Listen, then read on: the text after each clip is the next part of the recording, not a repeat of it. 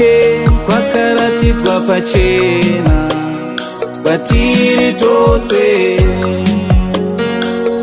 kwakaratidzwa pachena, pachena chena, kwakaratidzwa pachena kwatiri tose, kwakaratidzwa pachena, pachena chena. Mwana wako anotaura ukuru hwake, zvipfuyo zvako zvinotaura kunaka kwake. Nongoti mumango wangu, muavho wangu, nongoti mumango wangu, muavho wangu,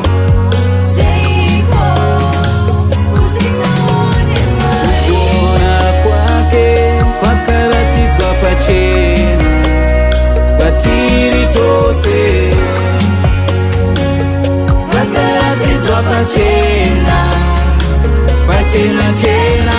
Kugona kwake kwakaratidzwa pachena kwatiri tose, kwakaratidzwa pachena, pachena chena. Makomo, mapako, masango zvinorevei? Nzizi nemakumba zvinorevei? Panofufuta mhepo unonzwa seiko?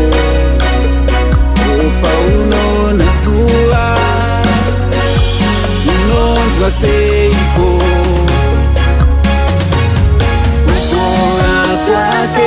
Kwakaratidzwa pachena kwatiri tose, kwakaratidzwa pachena, pachena chena, kwakaratidzwa pachena kwatiri tose, kwakaratidzwa pachena, pachena chena.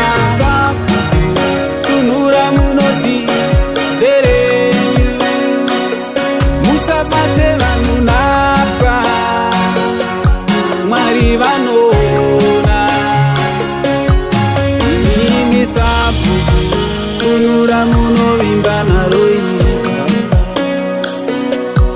rine muridzi waro ndera Jesu, nyika yose ndeyake, Siliveri nderake, vanhu vacho ndevake, miti yose ndeyake, nyika yose ndeyake, Siliveri nderake, vanhu vacho ndevake, zvose ndezvake.